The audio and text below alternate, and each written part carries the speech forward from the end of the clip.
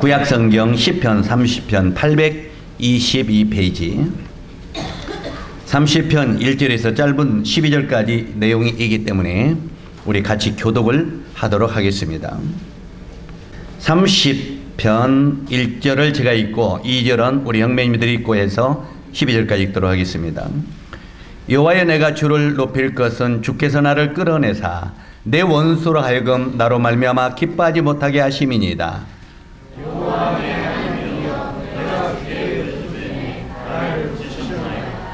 여호와여, 주께서 내 영혼을 수굴에서 끌어내어 나를 살리사 무덤으로 내려가지 아니하게 하셨나이다.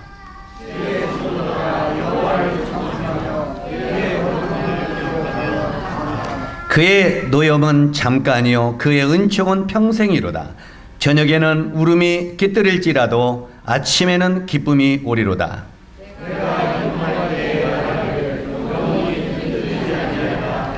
여호와여, 주의 은혜로 나를 산같이 굳게 세우셨더니 주의 얼굴을 가리심에 내가 근심하였나이다.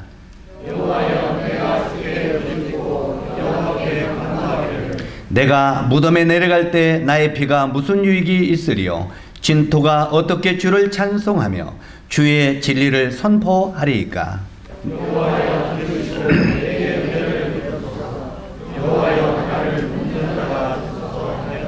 주께서 나의 슬픔이 변하여 내게 춤이 되게 하시며 나의 뱃옷을 벗기시고 기쁨으로 띠띠우셨나이다.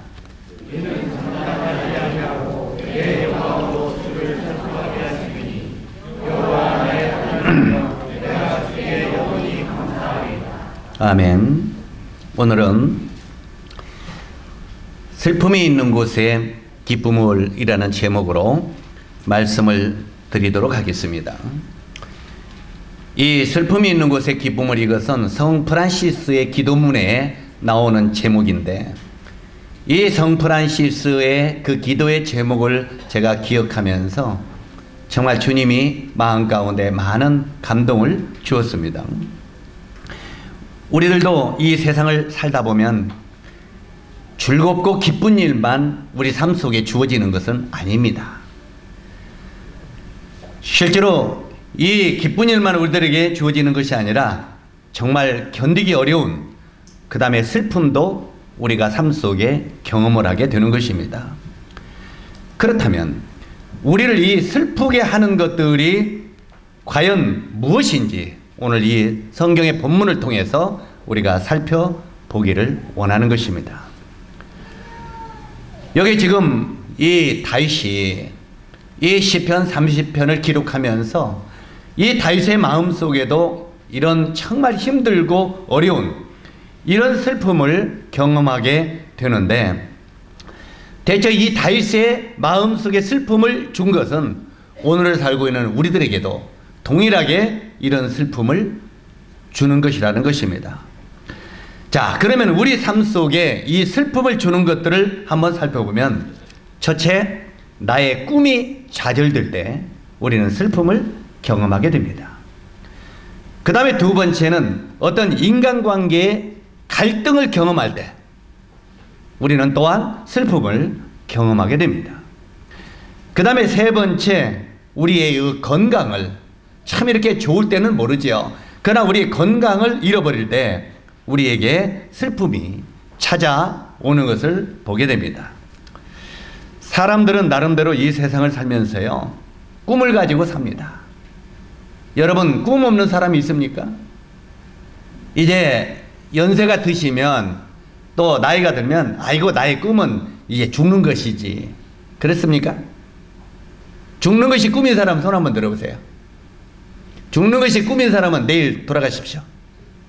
뭐 오래까지 살아요. 내일 그냥 돌아가시면 되죠. 사실은 우리는 이 죽는 것이 꿈이라고 많은 사람들이 말하지만 그건 꿈은 아닙니다. 나이가 정말 나는 늙었는데 무슨 꿈이 있어? 이 사람은 정말 비극적인 삶을 사는 것입니다. 사랑하는 형제자매 여러분, 내가 나이가 먹고 건강을 잃었기 때문에 이제는 나는 꿈이 없다고 말합니까? 아닙니다. 실제로 이 구약 성경의 야곱은요, 어떤 꿈을 가진지 아십니까? 그가 이 노년에 정말 그가 원하는 꿈이 있었다면, 주님, 내가 주님 앞에 멋지게 인생을 마감할 수 있도록 도와주십시오. 이게 꿈이었습니다. 다시 말해서 더 쉽게 말하면, 주님, 내가 멋진 죽음을 맞을 수 있도록 나를 도와주십시오. 이게 꿈이었다는 거예요. 그런데 우리 형제 자매님들의 꿈은 뭡니까? 그래, 나도 맞아. 그냥 죽을 때 자는 것 같이 그냥 잠자는 것 같이 그냥 아프지 않고 그냥 죽는 게 꿈이야. 그거 말합니까? 그거 말하지 말고요. 차라리 그거 하려면 수면제 많이 먹고 죽으면 그냥 소리 소문 없이 가요. 제가 이왕 강단에서 이상한 소리 하니까 좀 부담이 됩니까? 그렇게 가는 것 말고, 이 야곱은요, 어떻게 죽기를 원했습니까? 그의 꿈이 뭐였습니까? 이 야곱은 마지막에 이제 그 유언을 자식들에게 남기죠. 우리가 이 창세기 41장 보면은 이제 그 자식들에게 하나 12아들들에게 유언을 남깁니다. 이런 유언을 남기고, 그 다음에 이 다윗도 자식들에게 유언을 남기죠. 그런데 여기에 우리가 보면은 이 다윗 왕이 마지막 죽을 때 아들 솔로몬에게 유언을 남깁니다. 그 유언을 남길 때 무슨 유언을 남기느냐면 참 멋진 유언을 남기는데, 한번 따라서 하세요. 내 아들 솔로몬아, 너는 내 아비의 하나님을 알고. 이게 무슨 말입니까? 이 짤막한 내용이지만 애비가 섬기던 하나님이 어떤 하나님인 것을 너는 알았으면 좋겠다. 이것을 유언으로 남깁니다. 적어도 우리 형제 자매님들이 이 땅을 떠날 때 아들, 손자, 며느리들을 앉혀놓고 그들에게 적어도 이런 멋진 유언을 남기고 떠날 수 있는 믿음이 있어야 되지 않겠습니까? 아들아, 딸아, 며느리야, 손자야, 내 애비가 섬기던 하나님이 어떤 하나님인 것을 너도 알았으면 좋겠다. 내 애비가 섬기던 하나님은 바로 이런 하나님이었다. 정말 그분은 이렇게 나를 도와주셨고 지금까지 오늘 이 시간까지도 나를 이렇게 도와주시는 하나님이었다 하면서 그 하나님에 대해서 자세하게 설명하고 유언을 남기면 멋진 인생을 마무리하는 것이 되지 않겠습니까? 그런데 내가 하나님을 위하여 살한 것이 없다면 무슨 유언을 남기겠습니까? 그 하나님이 나를 도우신 것, 하나님이 나를 인도하시는 것, 그 하나님과 함께 동행하는 이런 모든 인생의 삶이 우리 삶 속에 없다면 어떤 것을 자녀들에게 남길 수 있겠느냐 그 말이에요. 적어도 우리가 하나님을 섬기면서 인생을 멋지게 마무리하는 이런 꿈이 있어야죠. 야곱은요, 마지막 우리가 히브리서 11장에 보면은 야곱이 어떻게 죽었습니까? 야곱은 죽을 때 이렇게 되어 있어요. 믿음장에 야곱은 죽을 때 지팡이 머리에 의지해서, 이게 뭔 소리인지 잘 모르겠죠. 지팡이 짊어졌다는 말이 아니고요, 이 야곱이 침상을 이렇게 이제 아파가지고 일어나지도 못했어요. 그런데 누구는 이 침상에 침상이 보면은 이렇게 기둥이 있잖아요. 이렇게 그 요즘에 애들 책상 보면 안 떨어지도록 이렇게 만들었잖아요. 그 침상 머리를 힘이 없으니까 그것을 의지해서 이렇게 일어났다 그 말이에요. 퍼듯이 이 침상의 그 머리에 지팡이 머리라는 말이 그 말이에요. 그것을 이렇게 짚고 의지해서 하나님 앞에 예배드렸어요. 마지막 죽으면서요, 어떻게 예배드려요? 무릎을 꿇고요. 정말 인생의 마무리에 그러면서 아버지 하나님, 저의 이제까지 삶을 인도하신 하나님 감사합니다. 이제 나를 이렇게 인도하셨고 내 길을 이렇게 앉아있었고 이제는 내가 이렇게 마무리를 할 수 있도록 도와주셔서 감사를 드립니다. 이제 하나님 제 마지막 예배를 받으십시오. 그리고 하나님께 경배하고 숨을 거뒀다고 기록되어 있습니다. 적어도 마지막에 하나님 앞에 신령과 진정으로 예배를 드리고 인생을 마무리할 수 있는 죽음을 우리가 맞는다면 그보다 아름다운 인생의 멋이 있을 수 있지 않을까요? 우리가 대체 어떻게 인생을 마무리하기를 원하냐 그 말이에요. 실제로 여기에 우리는 모든 사람들은 우리 인생에 꿈이 있습니다. 노인들은 노인대로, 젊은이들은 젊은이대로, 중년은 중년대로 우리는 인생에 꿈이 있어요. 그런데 나름대로 이 꿈을 가지고 사는데 그 꿈이 깨어져 버리고 그 꿈이 이제 어느 날 탁 깨져버려요. 이 꿈이 깨져버리고 사랑하던 사람이 어느 날 적으로 변해버려요. 우리가 전부 사랑한다고 장담하지 마십시오. 우리가 인생의 삶 속에서 정말 상태가 좋을 때는 사랑하지요. 그러나 사랑하던 사람이 어느 날 적으로, 원수로 바뀌어버릴 때도 있다는 것입니다. 그래서 어느 날 사랑했던 사람이 어느 날 적으로 변하고 나의 선한 뜻, 때때로 우리가 책망하고, 아까도 이야기했지만 책망하고 권면하는 것은 사랑하기 때문에 그렇습니까? 사랑하지 않기 때문에 그렇습니까? 우리 상현이가요, 참 이 설교 시간마다 상현이 이름이 나오면 찌비찌비한가 봐요. 그런데 우리 상현이가 뭐라고 하냐면은, 우리 저 송인현 형제님이 그래요. 우리 사라 엄마 보고, 저 자매님이 상현이를 참 사랑하는가 봐요. 그러니까 내가 뭘 사랑해요? 막 잔소리를 심으는데, 우리 자매가 상현이한테 잔소리가 심해요. 나중에는 막 이놈아 씻고 댕겨 하고 꿀밤도 먹이고 막 그래요. 막 이렇게 아주 막 잔소리가 많죠. 근데 상현이요, 참 그놈이 속이 좋아요. 근데 뭐라고 해도 참 나를 참 형제님이나 자매님이 사랑하시니까 내가 좋아요.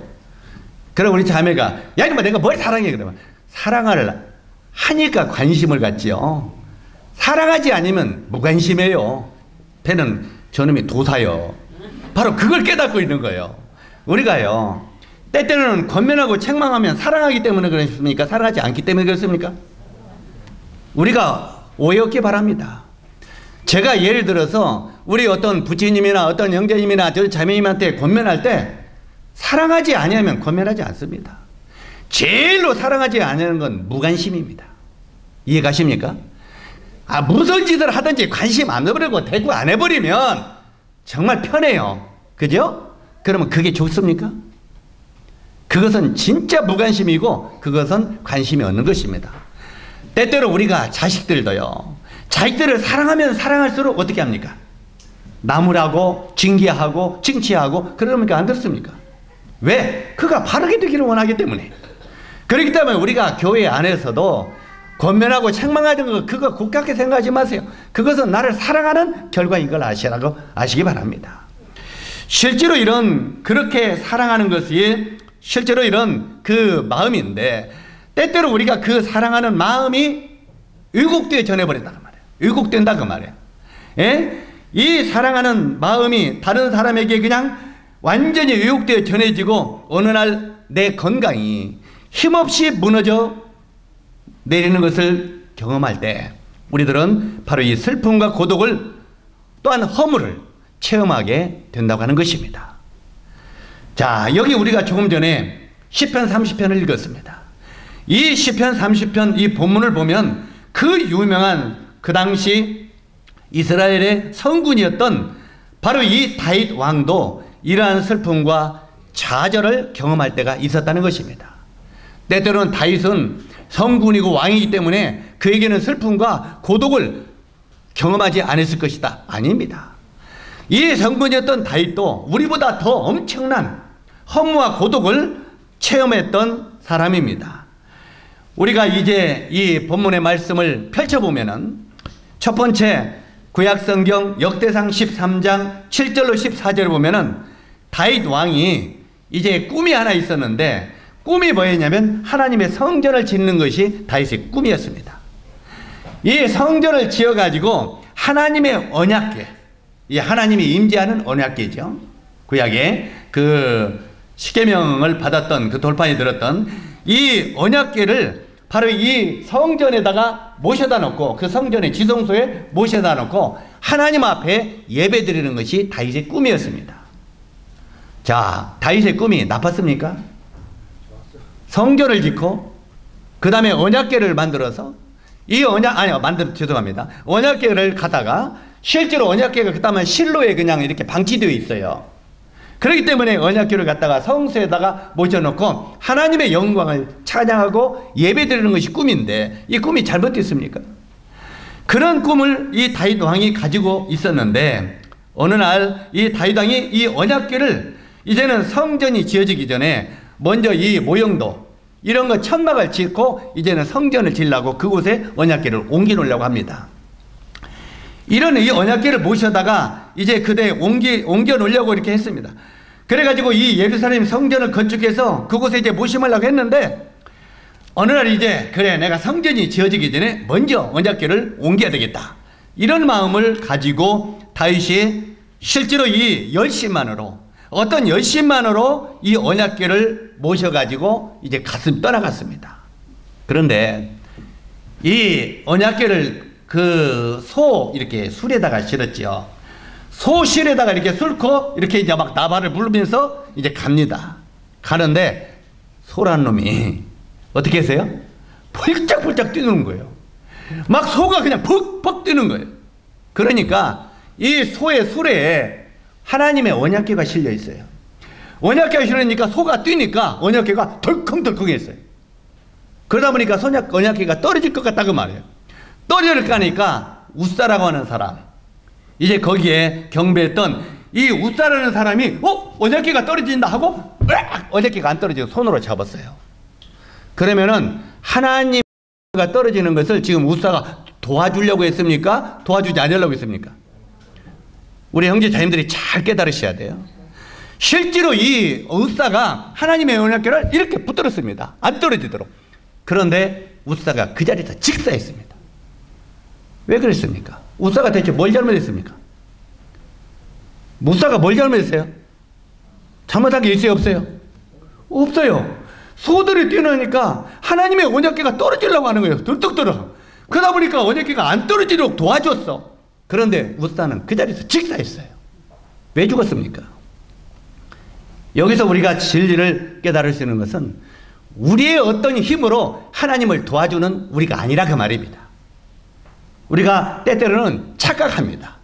내가 뭔가 하나님을 도와주고 내가 어떤 열심으로 하나님을 받쳐주고 하나님을 이렇게 내가 주니까 하나님 내가 하나님을 이렇게 도와주니까 하나님 지금 기분이 좋으시죠? 우리는 이런 착각 속에 있을 수 있다는 것입니다. 웃사가요. 하나님 언약궤가 떨어지려는데 내가 지금 도와줍니다. 하나님 내가 이게 딱 언약궤를 붙들어서 지금 도와주더니 하나님 기분이 좋으시죠? 즉시 죽어버렸습니다. 하나님은 우리들에게 도움을 받는 분이 아니라는 것을 오늘 기억하십시오. 하나님은 우리를 한 도구로서 사용하는 분이지 우리의 도움을 받는 분이 아니라고 하는 것을 기억하시기 바랍니다. 다시 반복합니다. 하나님은 우리를요 사용하시는 분입니다. 이해 가십니까? 그래서 우리는 율법의 1.1획도 우리가 어떤 율법을 지켜가지고는 하나님 나라에 들어갈 수 있다 없다? 없다는 것입니다. 하나님이 이루어 주신 완벽한 은혜를 우리는 믿음으로 천국에 가는 것이지 1.1획도 1.1%도 우리의 어떤 행위로는 하늘에 들어갈 수 없다는 것입니다. 이해 가십니까? 그래서 우리 형제 자님들이 마음속에 깊이 생각할 것은 우리들의 어떤 행위의 1%라도 개입되면 그건 복음이 아니라는 것입니다. 완전히 100% 하나님의 은혜로 예수 그리스도를 믿음으로만이 천국에 들어갈 수 있다는 것입니다. 그리고 그 다음에 또 뭐라고 했습니까? 따라서 하세요. 의인은 믿음으로 말미암아 살리라. 자, 그 다음에 이 구원받은 의인들이 된 사람들, 구원받은 사람들도 자기의 어떤 행위로 하나님을 도와준다고 착각해서 하지 말라고 말입니다. 하나님은요 도움을 받을 것이 없어가지고 우리한테 도움받는 분이 아닙니다. 우리가 돈 몇 푼 바쳐가지고 그거 가지고 하나님이 뭔 일을 하는 분이 아닙니다. 때때로는 하나님은 우리를 피조물로서 사용하시는 것입니다. 이해 가십니까? 나귀의 턱뼈 같은 우리가 하나님의 손에 들려질 때 하나님이 우리를 사용하시는 거지 우리가 하나님을 이렇게 받드는 게 아니라 그 말입니다. 이해 가십니까? 다 이게 이해가 되는지 모르겠습니다. 그래서 바로 여기에 이 웃사가 하나님을 도와준다고 바쳤는데요. 이 언약궤를 바쳤는데 즉시 하나님은 죽었습니다. 야 이놈아, 쉽게 말하면 이런 말입니다. 하나님의 언약궤는 하나님의 몸이나 똑같습니다. 하나님의 언약궤는 하나님이 임재하는 곳입니다. 그런데 하나님을 네가 나를 도와줘? 하나님은 만지는 순간 죽습니다. 이해 가십니까? 시커먼 죄인이 하나님을 만지는 순간 죽어요. 그래서 실제로 네가 나를 도와?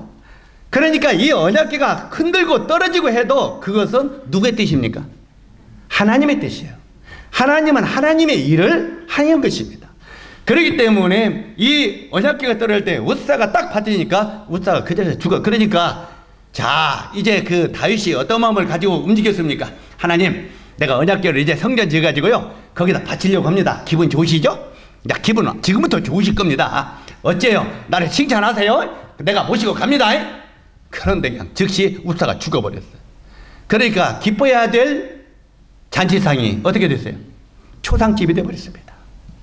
완전히 초상집이 되어버리니까 이제 그 언약궤를 가지고 가지 않냐고 다시 그 자리에 놓았습니다. 다시 그 자리를 놓고 이제 그 다윗이 이제 그걸로 말미암아 고민 속에 빠졌습니다. 그러면서 이 다윗이 어떤 생각을 했습니까? 이제 내 꿈이 무너지는가? 내 일생일세 꿈이 성소를 짓고 성전을 짓고 하나님의 언약궤를 거기에 모시는 것이 내 꿈인데 바로 나의 이 놀라운 꿈이 무너지고 마는가 하면서 이 다윗이 깊은 슬픔에 빠지게 되었다는 것입니다. 자, 그 다음에 두 번째, 다윗은 인간관계에도 심한 갈등을 경험했습니다. 얼마나 인간관계의 갈등을 경험했습니까? 다윗은요 사울왕의 충복이었습니다. 이 사울왕의 충복으로서 사울왕을 위하여 이 다윗은요 목숨을 걸었습니다. 다시 말해서 왕을 위하여 목숨을 바칠 만큼 이런 충복이 어디 있습니까? 그런데 이 사울 왕을 위하여 바로 이 목숨을 걸고 싸웠습니다. 그런데 사울과 다윗이 블레셋 사람을 죽이고 돌아올 때 성전의 앞에, 성전 문에, 바로 이 성전이 아니라 성문 앞에 누가 있었습니까? 여자들이 나와서, 자, 사울 왕과 다윗이 블레셋을 수만 명을 죽이고 승승장구하고 돌아오니까 여자들이 소고치며 춤췄습니다. 소고치고 추면서 막 소고를 치면서 신나게 환영을 했어요. 그런데 이 환영을 하는데, 환영까지는 좋았는데 그 내용이 어떤 내용이었습니까? 한번 따라서 하세요. 사울이 죽인 자는 천천히요, 다윗이 죽인 자는 만만히로세. 참 죄송합니다. 우리 자매님들이 들으면 기분 나쁠 소리지만, 아유, 뭔 여자들이 이래. 지금 왕이 누구요? 왕이 사울이죠. 그런데 사울 왕에게는 천천을 돌리고, 다윗은 그 당시 군대장이에요. 군인 참모총장이에요. 그런데 이 신하인 다윗에게는 무엇을 돌려요? 만만을 돌려요. 그러니까 그 소리를 듣고 처음에는 기분 좋게 왔던 사울왕이 기분이 해가닥 뒤집어졌어요. 그러면서 이 사울왕이 무슨 생각을 했습니까? 다윗에게는 만만을 돌리고 나에게는 천천을 돌리니 이제 앞으로 이 다윗이 나에게 빼앗을 갈 것은 이 왕자뿐이 더 있겠느냐, 맞아면 왕위뿐이 더 뺏어갈 거 있겠냐 하면서 그때로부터 다윗을 죽이려고 작정하니라고 했어요. 그러니까 다윗은 자기가 잘못해서 지금 사울에게 미움받았어요? 아니죠. 여자들 때문에. 그래서 이런 것들이 때때로는요, 때때로는 우리 자매님들이요, 때때로는 남편에게도 모함을 소박소박 해갖고 모함받아 되게 어려울 수 있어요. 제가 우리 박영님하고 관계가 좋아. 근데 어느 날 이 정금난 자매님하고 제가 관계가 조금 뭐 때문에 따독하게 했어. 그러니까 그날부터 가가지고 이제 박영님한테 계속 송사를 하는 거예요. 이제 그러다 보면은 보지도 듣지도 관계가 좋았는데 관계가 계속 지속돼요. 멀어지면서 나중에는 아무 문제가 없어요. 나중에는 여기 원수가 될 수 있다 그 말이에요. 이해 가십니까? 그래서 옛날부터 여자의 그 남자는 천하를 주름잡지만, 천하를 지배하지만, 그 남자를 쥐어잡는 건 누구요? 여자예요. 그러면서 베개머리의 송사는 감당할 장군이 없어요. 아무리 유명한 장군도 베개머리에서 여보 그 누가 어찌고 하고 송사하기 시작하면 나중에 그랬대 하면서 이제 점점 어려워진다 그 말이에요. 그래서 성경을 쭉 읽어보면 정말 하나님으로부터 온 것이 아니면 베개머리 송사도 받지 말라고 말하고 있어요. 이 성경에 있어요, 없어요? 베개머리 송사도 받지 말라는 거예요. 이렇게 안 좋은 것은 하나님으로부터 온 것이 아니라면. 그래서 때때로는 여기에 이 연들의 말로 말미암아 이 사울 왕이 다윗을 죽이려고 했습니다. 자, 이 사울 왕의 질투 때문에 이 말 한마디, 이 말 때문에 사울 왕의 질투가 났고 이 질투의 대상이 되어 이제는 모함도 받고 이제는 쫓겨다니는 신세가 되어버렸습니다. 승승장구하던 다윗에게 이제 쫓겨다니는 신세가 되어버렸습니다. 그는 사랑하고 섬겼던 분에게 당하는 배신의 상처, 그 다음에 모진 고통 속에서 이제 이 다윗은 깊은 슬픔을 경험하게 됐다는 말입니다. 이런 모함을 받고, 그리고 이 사울에게 뿐만 아니라 누구에게 있습니까? 요압, 자기 신하지요. 나중에 그 요압에게도 모함을 받고 또 시므에게도 배신을 당하고 그 다음에 나중에는 아들 압살롬에게까지도 어떻게 됐어요? 배신을 당했죠. 반역을 당했죠. 실제로 이런 여러 가지를 경험하면서 이 다윗은 인간관계 갈등이 굉장히 힘이 들었다는 말이에요. 우리들도 이 세상을 살다 보면요, 이 사람과 사람 관계가 힘이 들어요, 안 들어요? 때때로는 여자분들은 그래요. 여자분들은요, 우리 이제 이 소리 듣고 남자들 좀 조심하세요. 아이고, 그냥 우리 그냥 남편하고 사는 게 그냥 왼수고 사는 것 같아. 이렇게 돼서는 되겠어요, 안 되겠어요? 비극이죠. 정말 비극이죠. 실제로 그래서 우리가 때때로는 이 부부간의 관계도 정말 서로의 유익을 위하여 살라고 말하는 것입니다. 실제로 우리가 이 삶 속에 어떤 부자 간의 갈등, 모녀 간의 갈등, 부부 간의 갈등, 이런 인간관계 갈등이 없고 때때로는 형제와 형제 간의 갈등, 자매와 자매 간의 갈등, 이런 인간관계의 갈등으로 말미암아 우리들은 굉장히 힘들고 슬픔이 찾아오는 이런 것을 느낄 때가 있다는 말입니다. 여기에 이 다윗이 정말 이런 것들 때문에 얼마나 인간관계에 갈등을 많이 겪었습니까? 그래서 그 찾아온 것은 슬픔이 찾아왔습니다. 우리 형제 자매들도 이 다윗 못지않게 인생을 살면서 바로 이런 슬픔이, 인간관계에 이런 어려움이 우리들에게도 찾아올 수 있다는 것입니다. 그 다음에 세 번째, 다윗은 건강을 잃어버릴 때도 있었습니다. 때때로 우리가 그 병원에 가보면은 뭘 잃은 것보다 뭐가 잃고 뭐가 잃으면 뭐가 잃고 나중에는 건강을 잃으면 모든 거 잃는다, 이렇게 써있다 있죠. 그래서 바로 어떻게 보면은 다윗도 죽음의 위기를 겪었다 그 말입니다. 이런 건강을 잃어버릴 때도 있었는데 30장 2절로 3절을 보면은 다윗은 이 죽음의 위기를 느낄 정도로 건강이 심히 악화되었던 때도 있었습니다. 어찌하든 이 다윗은요, 육체적으로 정신적으로 바로 이 어려운 고통의 밤을 지나면서 인생의 슬픔과 또는 고독과 때때로는 허물을 경험하면서 그렇게 인생을 살아갔다는 말입니다. 자, 그렇다면 우리들의 삶 속에, 다윗은 그러는데 오늘 살고 있는 우리들의 삶 속에도 이런 슬픔과 고통의 밤이 찾아올 때 어떻게 그것을 기쁨으로 바꿀 수 있는가 하는 것이 바로 이 본문을 통해서 배워야 될 교훈입니다. 우리가 그런 슬픔만 가지고 인생을 마무리한다면 비극이지 않아요? 그래서 그 슬픔을 어떻게 기쁨의 밤으로 바꿀 것인가, 기쁨의 아침으로 바꿀 것인가, 이것이 본문의 교훈이라는 말입니다.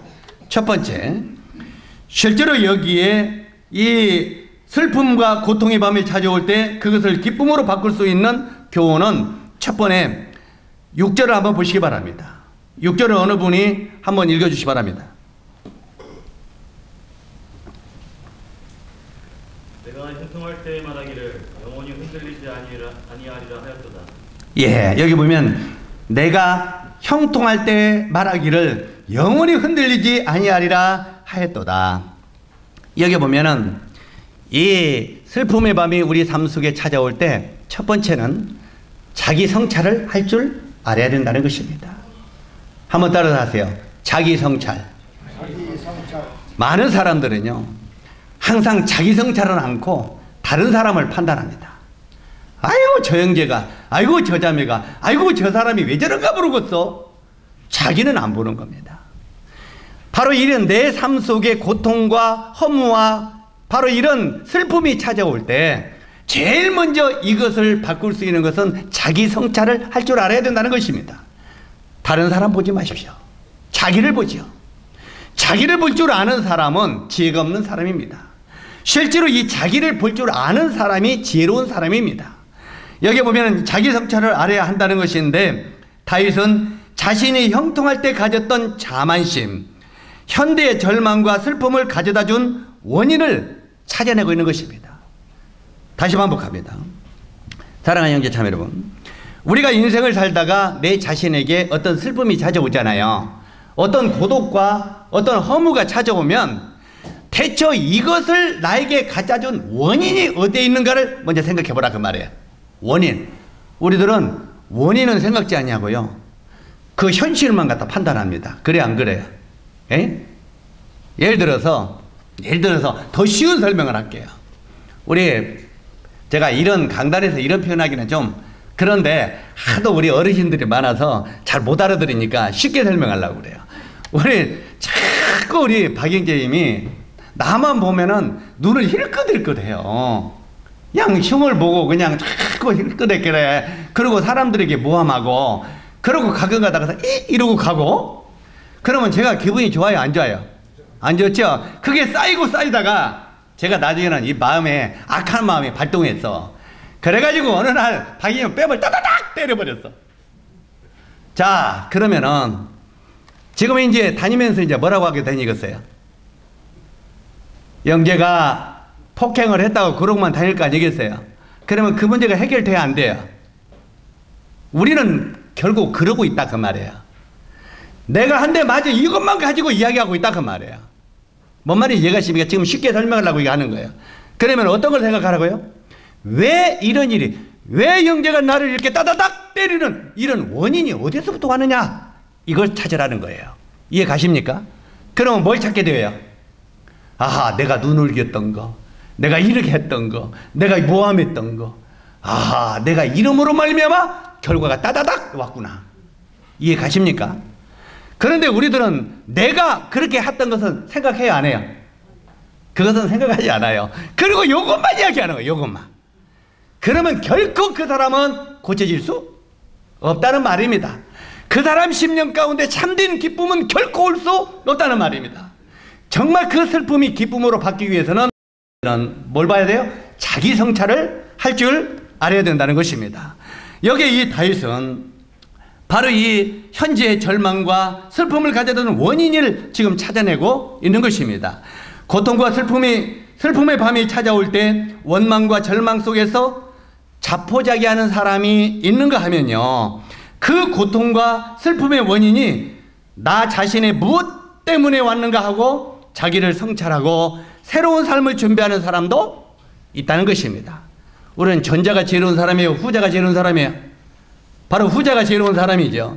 그 다음에 두 번째, 첫 번째는 자기 성찰을 할 줄 알아야 된다고 했고, 두 번째는 엎드려 하나님께 자백하고 기도할 줄 알아야 된다는 것입니다. 어떻게 하라고요? 주님 앞에 자백하라는 거예요. 자, 자기 성찰을 하다 보니까 내가 눈을 긴 거, 내가 욕한 거, 내가 모함한 거 떠올라요 안 떠올라요? 떠올랐을 때 하나님 앞에 그걸 놓고 자백하라는 말입니다. 하나님, 내가 이 형제로부터 따다닥 맞았는데 내 자신이 이러이런 원인이 있었군요. 주님, 내 자신을 정말 용서해 주십시오. 그 사람이 잘못했다고 손가락질 하지 말고 내 자신이 잘못한 걸 용서해 달라고 먼저는 자백하라고 말해요. 이해 가십니까? 하나님 앞에 실제로 자백해야 된다는 말입니다. 2절을 보시기 바랍니다. 2절, 여호와 내 하나님이여 내가 주께 부르짖음에 나를 고치셨나이다. 여기에 보면 엎드려 하나님께 자백하고 기도할 줄 알았습니다. 다윗은 주님께 기도하고 주님 앞에 자백하고 나니까 주님으로부터 응답이 찾아왔다고 하는 말입니다. 우리들도 때때로는 영육간에 건강할 때는 기도를 망각합니다. 내가 영육간에 건강할 때는 우리가 기도합니까 안 합니까? 잘 안 합니다. 이 영육간에 건강할 때는 기도를 만극합니다. 그런데 우리가 건강을 잃어버린 뒤에 그때야 비로소 우리는 주님 앞에 엎드리기를 좋아합니다. 그래 안 그래요? 실제로 이 건강을 잃고서야 하나님 저를 도와주세요 하고 기도하는 것입니다. 에? 그 전에 건강할 때 하나님 나에게 이렇게 건강을 주셔서 움직이게 하는데도 감사합니다 기도했으면 얼마나 좋겠습니까? 그런데 이 건강을 잃고서야 비로소 기도하는데 사실은 어리석지만 이렇게 늦게라도 기도한다는 것은 정말 중요한 것입니다. 늦게라도 깨닫고요. 그 다음에 10절을 보시기 바랍니다. 10절 여호와여 들으시고 내게 은혜를 베푸소서 여호와여 나를 돕는 자가 되소서 하였나이다. 다윗은 자신의 지식과 그 다음에 자신의 교만과 그 다음에 자신의 만용에 취해 있던 자신을 긍휼히 여겨달라고 기도합니다.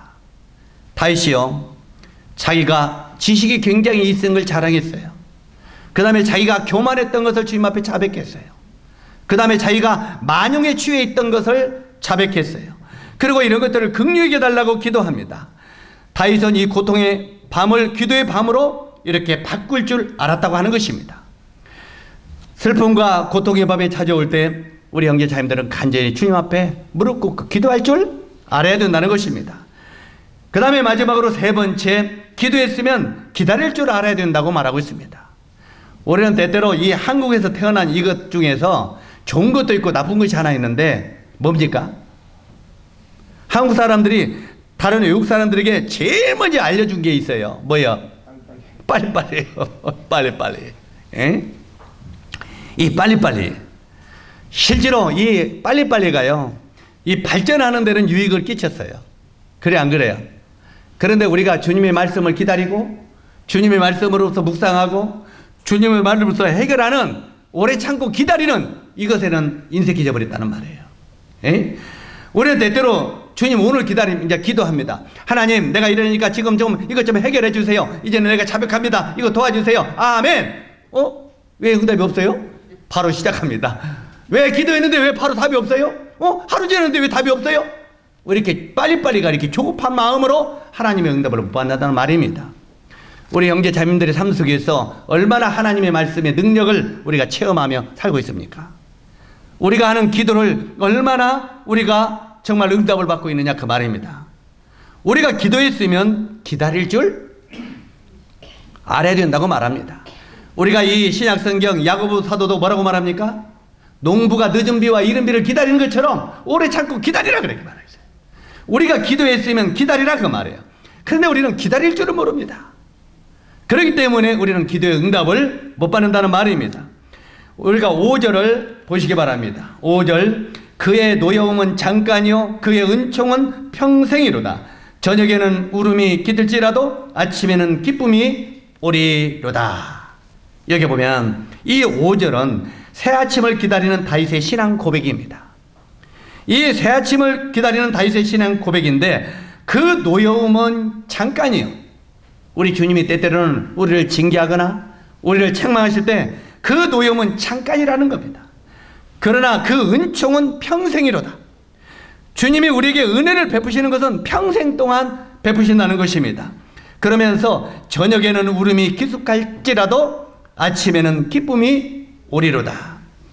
자신을 성찰하고 그 다음에 잘못된 것을 자백하고 그 다음에 기도하는 자에게는 반드시 기쁨의 새아침을 주님이 허락하신다는 것입니다. 이건 주님의 약속입니다. 다윗은 자신에게 찾아온 슬픔과 고통이 자신의 무엇이 잘못되어 찾아온 것인지를 생각하고 그 다음에 기도했습니다. 그리고 기다렸습니다. 왜 하나님이 이를 허락하셨는가를 기도하고 기다렸습니다.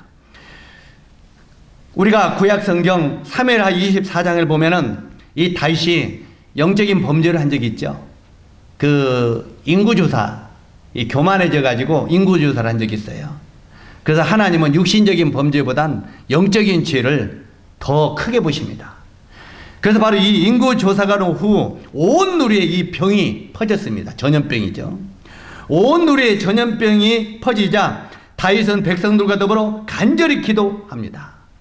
정말 눈물을 흘리며 회개하며 기도합니다. 결국은 다윗의 눈물을 흘리며 회개하고 기도할 때 그 하나님의 재앙이 그쳤습니다. 그 하나님의 재앙이 그치고 이제는 많은 사람이 건강을 회복받게 됐습니다. 이 건강이 회복되어 예루살렘은 이제는 새아침이 밝아오는 그런 때가 있었습니다. 이 새아침을 맞는 다윗의 가슴이 터질 듯한 기쁨의 간증을 토하는 것이 바로 이 내용입니다. 여기에 지금 이 다윗은요, 자기가 정말 교만하고 자기가 잘못된 것들을 하나님 앞에 자백하고 그 다음에 그 주님 앞에 엎드려 기도하고 그 하나님의 놀라운 기도의 응답이 왔을 때 이 마음으로부터 오는 기쁨을 감당할 수가 없었다는 말입니다. 이 마음으로 오는 기쁨, 터질 듯한 기쁨을 지금 간증으로 이렇게 표현하고 있는데 11절을 보시기 바랍니다. 11절을 우리 같이 한번 읽도록 하겠습니다. 시작. 주께서 나의 슬픔이 변하여 내게 춤이 되게 하시며 나의 베옷을 벗기고 기쁨으로 띠띠우셨나이다. 여기 보면은 실제로 주께서 나의 슬픔을 변하여 춤이 되게 하셨다는 거예요. 자, 우리에게 슬픔의 밤이 찾아올 때 어떻게 이것이 기쁨으로 승화되는지를 오늘 여기서 찾게 되기를 바랍니다. 우리 형제자매님들의 삶 속에서 정말 많은 슬픔의 일들이 우리에게 찾아옵니다. 그러나 이런 슬픔의 일들이 나에게 찾아올 때 이것을 어떻게 기쁨으로 승화시켜야 되고 바뀌어야 되는가를 여기서 찾지 못하면 이 말씀의 의미는 없는 것입니다. 우리들도 여기의 말씀을 통해서 바로 이 다윗처럼 기쁨으로 바뀔 수 있는 이것들을 찾아야 된다는 것입니다. 내게 찾아온 슬픔과 좌절과 고통을 원망하기보다는 자신을 성찰하고 회개하고 기다렸더니 하나님이 춤추는 기쁨의 새아침을 내게 주셨다고 하는 고백입니다. 12절, 이제 마지막으로 12절을 보겠습니다. 이는 잠잠치 아니하고 내 영광으로 주를 찬송하게 하심이니 여호와 나의 하나님이여 내가 주께 영원히 감사하리다. 하나님이 내게 찬양과 감사와 기쁨을 위해 잠시 슬픔의 밤을 나에게 허용했군요. 나에게 이 슬픔의 밤이 찾아온 것이 나는 굉장히 힘들다고 생각했는데 하나님이 나에게 기쁨의 새아침을 주려고 나에게 이런 슬픔의 밤을 허용했다고 하는 고백입니다. 사랑하는 형제자매 여러분, 우리 인생 삶 속에 때때로는 인간관계의 위기, 그 다음에 또 건강의 문제, 그 다음에 어떤 꿈이 좌절일 때 이런 것들이 올 때 우리 마음속에 슬픔의 밤이 찾아왔다면 여기에 이 다윗의 고백처럼 먼저 우리가 우리 자신을 성찰하고 그 다음에 주님 앞에 엎드려 기도하십시오. 그리고 기다리시면 하나님이 기쁨의 새아침을 우리들에게 허락하신다고 하는 말입니다. 다시 한번 반복합니다. 하나님이 나에게 찬양과 감사와 기쁨을 위해 잠시 슬픔의 밤을 허용했다는 고백을 다윗은 하고 있는 것입니다. 사랑하는 형제자매 여러분, 나의 참으로 괴롭게 하고 슬프게 하는 것은 무엇인지 한번 생각해 봅시다. 우리의 삶 속에 정말 나를 슬프게 하는 것들이 무엇인지를 한번 생각해 보자는 것입니다. 원하는 꿈이 좌절됐습니까? 내가 어떤 꿈이 있는데 그런 꿈이 좌절됐습니까? 아니면 어떤 인간과의 관계에 위기가 찾아왔습니까?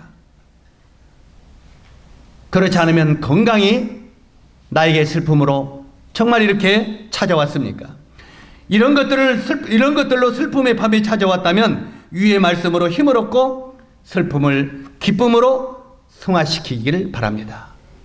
이게 바로 다윗을 통해서 하나님이 우리들에게 가르쳐 주기를 원하는 하나님의 뜻입니다. 이 말씀이 우리 형제 자매들에게 축복이 되시기를 주님의 이름으로 기원합니다. 기도하겠습니다.